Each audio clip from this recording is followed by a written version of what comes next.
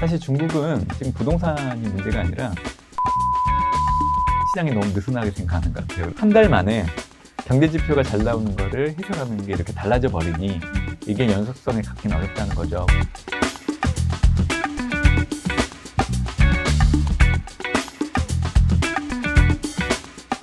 안녕하세요. 매경 월가월부 TV의 신하아 기자입니다.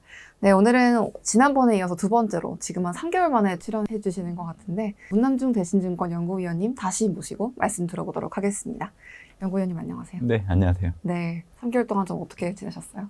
덕분에 잘 지냈고 오늘따라 되게 밝으신 것 같아서 좋습니다. 좋은 일이 있기를 바라겠습니다. 네네. 오늘도 좋은 말씀 기대해 보도록 하겠습니다. 미국 증시 전망을 안 들어볼 수 없겠는데요. 일단은 미국 증시 같은 경우 지금 좀 상업용 부동산 위기라거나 또 뭐 중소형 은행 불안 이슈라거나 여러 가지 좀 상존한 리스크들이 있어서 하반기가 좀 아무래도 불안하지 않겠냐. 특히 뭐 9월 들어서 9월 위기설도 들리고 있고 한데 이 부분에 대해서 좀 어떻게 생각하시는지부터 말씀 들어보도록 하겠습니다. 최근 20년 S&P 500의 월별 수익률을 보면요. 1월과 9월이 그냥 수익률이 좋지 않아요. 그래서 9월 위기설이 확산되면서 9월 증시가 좋지 않다는 얘기들이 있는데 그건 틀린 얘기는 아니에요. 다만 저는 올해는 좀 달라질 수 있다고 생각을 하고 있는데 그 이유가 올해 5월달 같은 경우에도 5월과 격언에 5월에는 주식을 팔고 떠나야 된다는 얘기가 있거든요. 근데 올해 같은 경우에는 그게 맞진 않았거든요. 그래서 저는 9월 역시 이제 막 시작한 지 얼마 안 됐거든요. 그렇기 때문에 9월 증시 하락을 염두에 두고 투자 전략을 세우는 것보다는 결국 9월 후반부로 갈수록 증시 상황은 더 좋아질 수 있다고 생각을 하고 있기 때문에 가격 조정이 일어날 때마다 좀 비중을 늘리는 기회로 삼는 게 좋지 않을까라고 생각을 하고 있고요. 선진국 내에서 이 길을 찾아보면 말씀해 주신 것처럼 미국의 상업용 부동산과 이로 인한 중소형 은행권의 불안들이 지금보다 더 확산이 된다고 하면 분명히 문제가 될 수 있다고 생각합니다. 근데 지금 얘기 드리는 내용이 새롭게 부각된 이슈는 아니거든요. 네. 올해 1분기 때 이미 SVB 사태를 통해서 우리가 확인할 수 있었던 거는 미국 정부가 발빠르게 대처를 하면서 사실 투자 심리가 빠르게 또 좋아지는 모습을 보였기 때문에 그래서 사실 저는 수면 위로 약간 올라왔을 뿐인데 다시금 내려갈 수 있다고 생각을 하고 있고요. 지금 팬데믹 이후에 미국 기업들은 일손 부족에 따른 부족을 좀 경험을 했었죠. 그래서 예전 같았으면 경기가 좋아지지 않는다고 하면 사실 고용을 줄이는 형태로 갔었지만 지금 현재로서는 기존의 고용을 계속 유지하고 오히려 근무 시간을 줄이는 형태로 가고 있어요. 2021년 5월 이후로 추가 수요가 지금 현재까지 계속 이어지고 있기 때문에 리스크가 발생한다고 하더라도 미국 경제가 흔들리거나 할 이유는 없다고 생각을 하고 있고요. 상업용 부동산은 주거용 부동산과 같이 전체적으로 보면 10%가 채 되지 않아요. 그래서 규모가 그렇게 작다는 얘기를 좀 드리고 싶고 결국 공실률이 문제인데 팬데믹 이전에 미국의 상업용 부동산의 공실률은 2.6%였어요. 근데 그 수준까지 돌아가기는 어려울 거예요. 결국 앞으로 15%에서 20% 정도 추정하는 기간마다 공실률의 전망치는 좀 다르긴 하지만 이 숫자를 당분간 좀 경험을 하실 겁니다. 근데 중요한 거는 공실률이 높기 때문에 상업용 부동산의 자연스러운 구조조정을 유도할 수 있기 때문에 저는 연착륙이 가능하다고 생각을 해요. 그래서 지금 9월달 선진국 내에서도 미국의 이기에 대해서는 사실 확대 해석된 부분들이 있지 않나라고 생각을 하고 있죠. 많이 리스크로 이야기되고 있는 게 아무래도 중국의 부동산 리스크지 않겠습니까? 글로벌 증시에 미칠 영향은 어떻다고 보시는지도 궁금합니다. 사실 중국의 부동산 얘기는 지난 8월부터 부각되기 시작을 했고 8월 한 달 글로벌 증시 수익률을 보면 사실 좀 부진한데 영향을 준 부분들은 있죠. 하지만 저는 9월 달 이후로는 사람들 사이에서의 관심이 좀 멀어질 여지가 있다고 생각을 해요. 사실 중국의 부동산 얘기도 갑자기 새롭게 나타난 건 아니거든요. 중국은 리스크 요인이 되게 많은 국가고요. 그게 때에 따라서 수면 위로 올라오거나 내려가는 경우가 있는데 올해 들어서는 이제 부동산이 수면 위로 올라갔던 상황인 것 같아요. 사실 중국은 지금 부동산이 문제가 아니라 부동산, 특히 개발업체들의 디폴트 위기가 금융권으로 전이되면서 중국 경제 전반에 어떤 부정적인 영향을 미칠 거에 대해서 지금 중국 정부가 신경을 곤두세우고 있는 상황이에요. 사실 중국 정부는 부동산 하나에 집중하고 있는 상황은 아니거든요. 지난달 21일 1년 LPR을 인하를 했어요. 보통은 1년과 5년을 같이 인하를 하곤 하거든요. 근데 지난달 같은 경우에는 1년 LPR만 인하를 했죠. 그 이유는 뭐냐면 결국 5년은 이제 주택담보와 관련된 금리예요.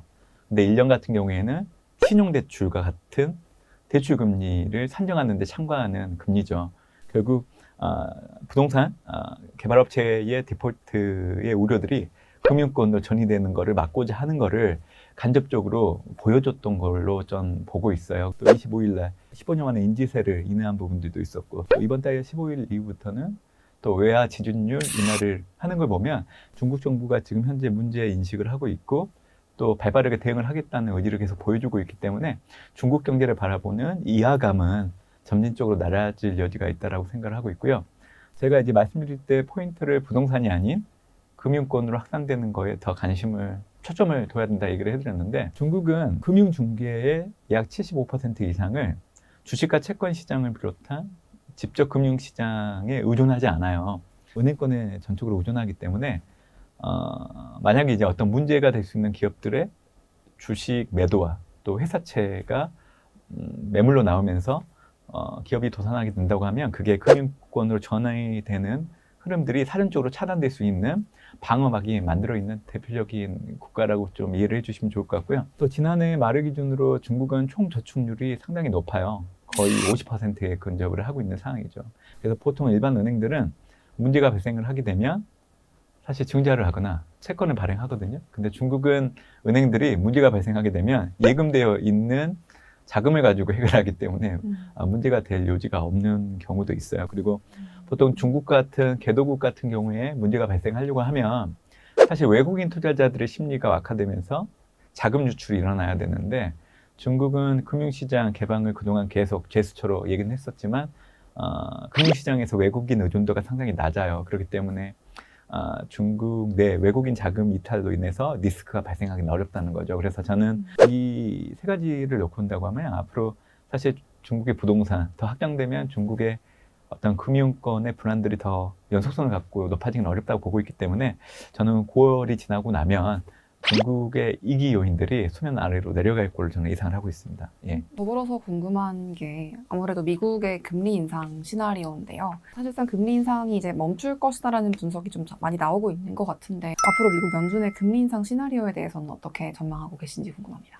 최근 들어서 이제 시장이 생각하는 연준의 금리 인상 수순에 대해서 생각이 많이 바뀌는 것 같아요. 네. 그러니까 잭슨 홀 미팅이 끝나고 나서 제 기억으로는 기존에는 이제 9월 달에 금리 동결을 하고 내년 5월 정도 돼야 금리 인하를 단행할 수 있다는 생각이 있었는데, 그게 완전히 뒤바뀌어서 올해 이제 금리 인하 기대는 1월 달에 들어왔고요. 그리고 9월 달에는 금리 동결, 그리고 11월 달에 25bp 금리 올리는 형태로 생각을 했었다가 최근에 고용지표 발표되고 나면서 다시금 기존 형태로 돌아가는 모습이 나타났어요. 그래서 지금은 이제 9월 달에 금리 동결, 그리고 내년 5월 정도 되어야 금리 인하를 할 수 있다라고 그렇게 좀 보고 있는데, 저도 뭐 그 수준에 대해서는 공감을 하는데 약간 다른 부분이 있다고 하면 저는 9월 달에 25bp 정도 금리를 올릴 걸로 좀 예상을 하고 있어요. 그러니까 시장이 생각하는 것보다는 약간 매파적이죠. 그래서 저는 최종 정책 금리가 5.5에서 5.75.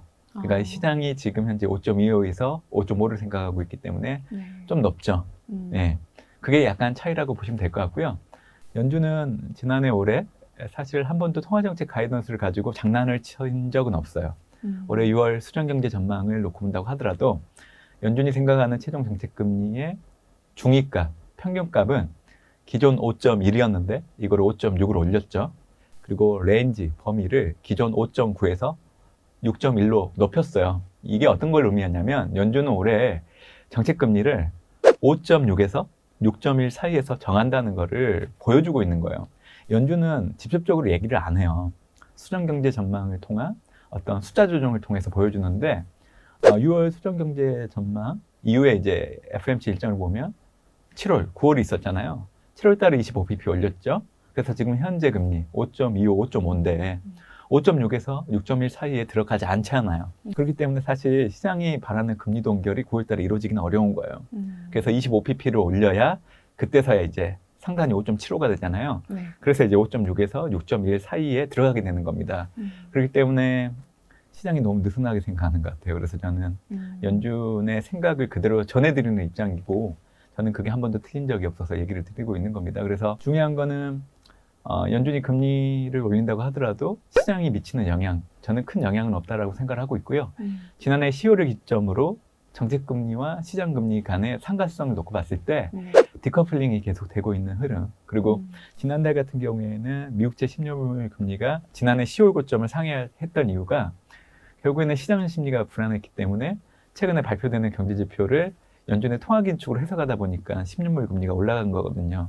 근데 재밌는 거는 7월 달 그때는 또 미국의 경제 지표가 잘 나오니까 이제 미국이 경기 침체 들어가지 않는다고 해석을 했거든요. 그러니까 한 달 만에 경제 지표가 잘 나오는 거를 해석하는 게 이렇게 달라져 버리니 이게 연속성을 갖기는 어렵다는 거죠. 그래서 저는 점차 정상화되면서 연준의 생각에 대해서 이제 시장은 귀 기울일 걸 좀 보고 있는 거고, 그렇게 된다고 하면 미국제 10년물 금리가 지난해 10월 고점을 계속 상회하기는 어렵다고 봐요. 그래서 앞으로는 좀 하락 압력이 높아질 걸로 좀 보고 있고요.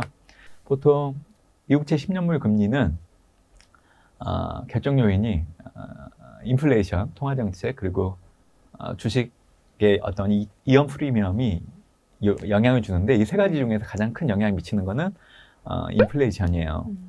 연준이 이제 금리 인상 중단을 9월 달에 하게 된다고 하면 그 이후부터는 이제 미국의 10년물 금리가 한 단계 레벨 다운되는데 영향을 미치기 시작을 하고요.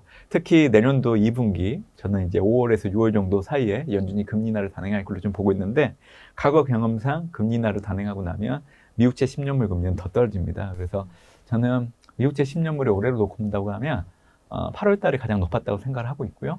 9월, 10월, 11월, 12월로 갈수록 점진적으로 낮아질 걸로 좀 보고 있기 때문에 결국 주식과 비롯한 위험자산 가격들은 계속 올라갈 수 있다라고 보고 있죠. 저는 최근에 말씀드리고 있는 게 9월, 10월 S&P 500 지수 기준으로 지난해 1월 수준인 4,800 정도까지는 충분히 올라갈 수 있다라고 얘기를 드리고 있죠.